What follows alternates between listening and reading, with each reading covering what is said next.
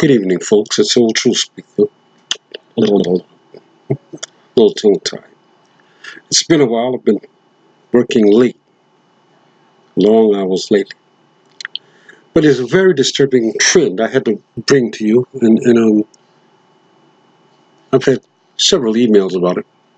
The Memorial Day weekend in Chicago, and I have to admit, it's pretty disgusting. Of all the times that I've brought to you news on this troubling trend of black-on-black extreme violence, after all the unarmed African Americans that have been shot down in this country,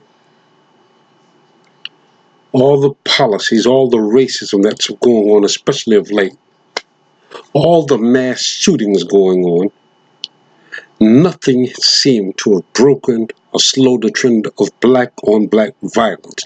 And again, I don't want to hear nobody mention about no white man. I'm just sick and tired of hearing about blaming white people. I'm not talking about cops shooting unarmed black men this time. I'm talking about black-on-black violence. Now, look, listen to this. Let's give you a little brief synopsis on this. 41 shot, 7 killed on Memorial Day weekend, gun violence in Chicago. At least 41 people were shot, 7 fatally, in Chicago over Memorial Day weekend, including 5 people shot in a single incident. 5 in a single incident. Sunday on the near west side. Listen to this. That shooting happened just after 6 a.m. in the morning. The 1300 block of West Hastings Street, Chicago police said, leaving 2 dead and 3 others wounded. 6 a.m., a little after 6 a.m.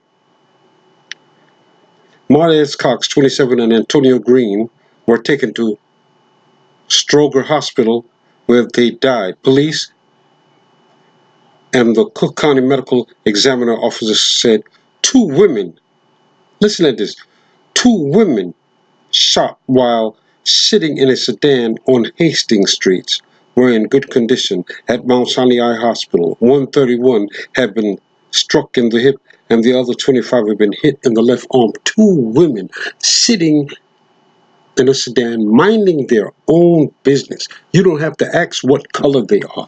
This is outrageous. How do we expect anybody to join us fighting for what all the civil rights fighting, what all the good Christians, black and white, fought for freedom and equality for all of us, when we're shooting each other down like dogs, and then we want to blame white people? I mean, is there any need to read on? And it's not getting any better. Even way down in South Carolina, it's a town about 50 miles from Augusta, Georgia. Some friends were telling me. Even there, can you believe it? Black-on-black violence. 5 people shot, I think it was last Saturday evening, at a car wash a little after 9:30 p.m. Can you believe this? All over America, people are hearing this. Do you understand? It make it feel like all the marches since Marcus Garvey, A. Philip Randolph, yes, even Malcolm X, all the fight, Medgar Evers, Dr. Martin Luther King Jr. It made it seem like all these people have fought and died and were assassinated for nothing. This is disturbing. I've heard David Carroll, the intellectual jargon, said something, and it make you think: is there something wrong with that? No, I'm going to leave that alone.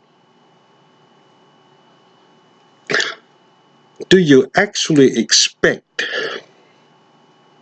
to get any sympathy after shooting down women? And some clown, right in South Carolina again, shot down a little girl. I mean, how appalling, how disgusting. We have to take accountability for our own actions. I don't want to hear nothing about no white man. I'm not talking about cops, because not all cops are bad. 41 people.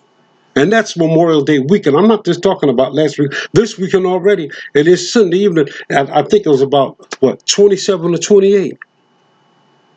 How much do you think Washington is going to put up with it? As dangerous as it is for people here now? Do you understand the level of racism? Racism has risen to a point that we have not seen in over 50 years. Do you understand that now?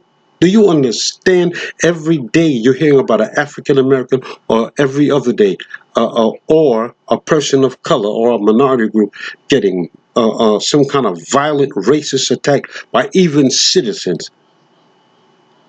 It's an insult to the name of God.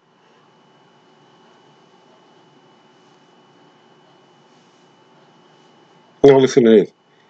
A third wounded man who police believe was involved in the shooting is in custody. There's no need to go on this. This is appalling and a disgrace. We should be at least intelligent enough to sit down and hold a conversation and iron out our differences. But this is something far.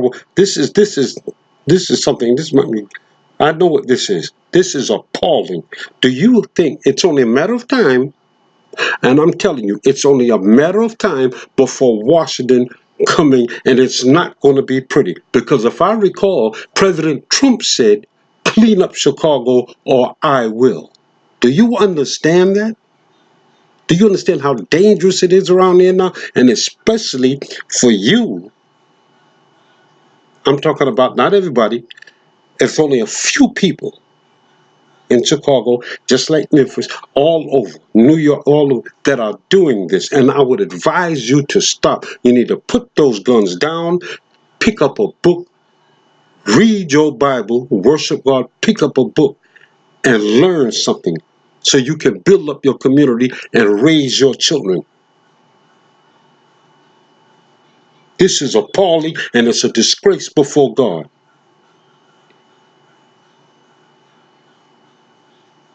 It just never stops. It just keeps getting worse. It's bad enough that we're sitting around and the things that we fought for and marched. We've been marching for jobs and justice for 50 years, and the things that we've been marched for way back in the early 60s, jobs and justice, it seemed voting rights, housing right, all this has seemed to be going in, which it's actually going in reverse. But the main part of it, that we're doing it to each other through violence. Black on black violence or must stop.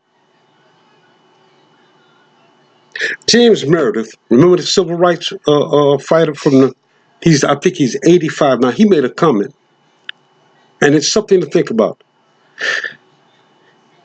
And the media made a little splash about how he had changed his ideology on integration. He said, after 50 years of marching for, I'm paraphrasing, he said, the only ones who profited from integration, I shouldn't say it, are white liberals. Because he said it had a disastrous effect, which I'm inclined to agree. It wasn't done right. It just, but anyway, this is appalling. Black on black violence is appalling and treading on dangerous ground. It's only a matter of time before President Trump send the National Guard into Chicago. Folks, we need prayer for this country like never before. We're coming apart at the seams. We have to, unless we put God first, we have a nation that's totally divided now. And to make matters worse in our own community by shooting down kids and women, my God, Lord help us. Pray, folks. We really need it. God bless.